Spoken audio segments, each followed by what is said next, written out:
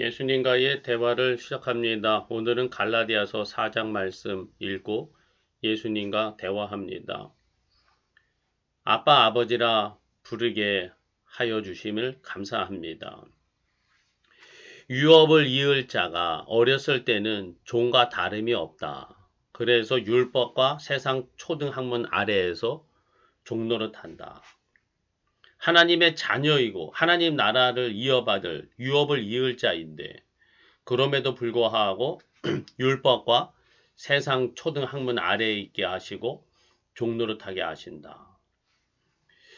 예수님이 율법 아래 근데 나셨다. 예수님도 율법 아래 나셔서 우리로 하여금 아들의 명분을 얻게 하시고 아빠 아버지라 부르게 하셨다. 이렇게 갈라디아 4장이 말씀하고 있습니다. 종으로 살지 말고 유업을 이을 자로 자녀로 살라. 이게 신앙이다. 예수님이 이를 위해서 이 땅에 오셨다. 그리고 우리가 예수님을 믿는 신앙의 초보 단계에서는 율법 아래, 세상 초등학문 아래 종노릇하는 이러한 단계를 거치는 것은 당연하다. 예수님도 율법 아래 나시지 않았느냐. 너희는 왜 율법 아래 있고 세상 초등학문 아래에 있느냐? 그것은 비난받을 일은 아니다 이거죠. 그러나 예수님 믿은 지 1년, 2년, 5년, 10년이 지나도 율법 아래, 세상 초등학문 아래에 있다면 그것은 문제다 하는 것이죠. 나는 과연 하나님의 자녀로 살고 있는가? 종과 노예로 살고 있는가? 나 자신의 신앙을 돌아보게 됩니다. 예수님이 나에게 말씀해 주시고 예수님 안에서 하나님의 자녀됨에 하나님을 아빠 아버지라 부르며 사는 신앙의 삶이 되게 해주세요. 나의 예수님. 갈라디아 교회의 복음을 전해서 이제 율법 아래 종로로 타는 데서 벗어나서 하나님의 유업을 이을 하나님의 자녀됨을 살게 되었는데 다시 약하고 천박한 초등학문으로 돌아가서 종노릇 하려 하느냐. 사도 바울이 갈라디아에 편지를 보내는 이유가 가장 큰 이유가 이거죠. 왜 또다시 종노릇 하냐. 그러지 말아라. 내가 이를 위해서 너희들에게 복음을 전했는데 다시 종노릇 하면 어떡하냐. 이 종노릇 하는 모습의 대표적인 것은 날과 달과 절기와 해를 삼가 지키니 내 수고가 헛될까 합니다. 이 하나님 중심으로 살겠다는 신앙의 행위와 장치들이 많이 있었습니다. 구약으로부터 내려오는 유대교 안에는. 그게 율법의 그 내용들이죠. 그 날을 지키고 달을 지키고 절기를 지키고 해를 지키는 뭐 신년 뭐 이런 것들이죠. 안식년 그리고 절기도 뭐 유월절 뭐 이런 절기들이 있잖아요. 무슨 날 해서 지키고 월삭을 지키고 뭐 하는 이러한 종교 행위들 신앙 행위들이 뭐 나 잘 먹고 잘 살겠다고 뭐 세상에서 출세하겠다고 지키는 게 아니라 다 그게 하나님을 중심으로 살겠다고 해서 지키는 그러한 장치들이죠. 하나님 중심으로 살기 위한 신앙의 장치들. 그게 뭐가 문제입니까? 이렇게 참 되묻고 싶죠.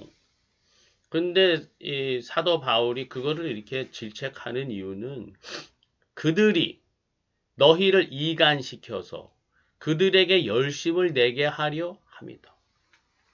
이게 정말 하나님을 기억하고 하나님만 바라보고 살기 위해서 지키는 게 아니라 이런 것들을 강조하는 사람들이 결국에는 이 행위를 똑바로 해야만 된다라고 주장하는 그 사람들에게 집중시키고 복음에 예수님께 집중시키고 예수님께 열심을 내는 게 아니라 이러한 행위를 강조하고 이거를 주관하고 이거를 이끌어가는 이 종교 행위 집행자들 이들에게 열심을 내게 하려는 것이죠. 예수님의 관심을 자기에게 빼앗아가고 예수님의 모든 권세와 권능을 자기의 것으로 도맡으려고 하는 그러한 자들 때문에 신앙의 좋은 장치들이 오히려 오염되고 있는 것을 보게 됩니다.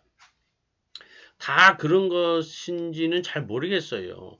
교회 안에 좋은 신앙의 장치들이 많이 있습니다. 교회의 좋은 프로그램들, 성장 프로그램들, 신앙 프로그램들, 많은 교회 성도들이 함께하는 관계와 나눔의 신앙 공동체 프로그램들, 그리고 사회적으로 봉사하고 섬기는 많은 프로그램들, 이런 것들 참 좋죠. 예수님 중심으로 예수님을 사모하고 예수님의 빛을 발하는 이러한 모임들, 프로그램들. 근데 이것을 강조하던 시대가 1900년대 말에 참 번창했었는데 2000년대 넘어서면서는 이런 것들이 많이 이렇게 이제 빛을 발하기보다는 좋은 인상을 받지 못하고 있고 힘을 잃어갔습니다. 왜 그런지 잘 모르겠어요. 그게 종교 행위, 율법 행위로 느껴져서일까요? 아니면 그렇게 굳어져 갔기 때문인지 이런 생각을 해봅니다. 저도 교회를 개척해서 목회를 하는 입장에서 이제 뭐 교회 개척했다라고 말하기도 힘들 만큼 교회가 힘을 잃고 교회에 예배실도 없고 모든 것을 다 잃어버린 이 상태에서 예배만 달랑 남았는데요. 그래도 성도들에게 매일 말씀 읽고 기도하라.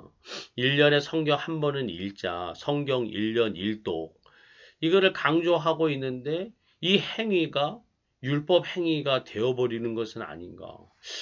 이런 생각도 좀 해보기는 합니다. 다시 너희를 위하여 해산하는 수고를 한다. 참 이렇게 이제 신앙 중심, 예수 그리스도 중심의 신앙을 잃어버리고 빈 껍데기 행위에 집착하고 있는 이것에 다시 해산하는 수고를 하는데 그 해산하는 수고는 뭐냐? 너희 속에 그리스도의 형상을 이루기까지 해산하는 수고를 하려고 한다. 이렇게 말씀합니다. 이 목회자들이 또는 신앙의 조력자들이 도와주고 열심을 내게 하는 것은 무엇을 위한 열심이냐? 신앙 프로그램에 열심을 내는 게 아니라 그 사람 심령 속에 예수님의 형상을 이루게 하여 주는 것을 위해서 초점을 맞춰야 된다. 사도 바울이 예수님과 만나고 난 다음에 사도 바울이 경험한 복음이라는 것이 무엇일까 할 때는 아마 이게 중심이었던 것 같습니다. 아마 그러지 않았나 싶어요. 예수님이 사도 바울의 그 심령에 예수님의 형상을 이루어지게 하는 체험을 주신 것 같아요. 야, 예수님이 내 안에서 역사하시고 예수님의 형상이 내 안에서 이루어지는구나. 내가 예수님의 형상으로 세워져 가는구나. 이거를 경험할 때 세상 지금까지 유대교 안에서 경험하지 못한 놀라운 것들을 예수님을 경험하고 예수님을 만나고 살아계신 예수님을 경험하게 되었던 것이에요. 야, 이게 진짜 복음이고 이게 진짜 신앙이구나. 경험했던 것 같습니다. 그래서 이거를 전하는 것 같아요. 우리가 겉모습, 신앙의 행위들, 장치들 이걸 따라가는 게 목적이 아니라 이러한 것들을 모든 것을 통해서 결국에는 예수님께 집중하고 내 안에 예수님의 형상이 이루어져 가는 것. 이게 신앙이고 예수님의 형상이 이루어짐으로 내가 하나님의 자녀됨의 권세를 누리는 것이다. 이것이 복음이다. 이렇게 말씀하신 것 같습니다. 예수님. 그 다음에 이제 이 율법과 이 초등학문과 복음의 차이는 종 하갈의 자녀와 자유자인 사라의 자녀의 차이다. 그런데 이 종 하갈의 자녀 이것은 이제 지금 있는 예루살렘과 같은 것이다. 이렇게 했어요. 지금 있는 예루살렘 어떻게 보면 오늘날로 하면은 교회죠, 교회. 건물 교회들. 함께 모이는 교회들. 그렇게 대비하면 안 되나요? 근데 어쨌든 그 당시로서는 지금 있는 예루살렘이다. 예루살렘은 하나님의 임재를 상징하는 곳이고 하나님과 만나는 곳인데 그것이 종 하갈의 자녀들이다. 그리고 진짜는 하늘에 있는 예루살렘이다. 그 말씀은 예수님과의 살아있는 관계를 놓쳐버릴 때 율법 행위로 전락되는 것이다. 이렇게 말씀하시는 것 같습니다.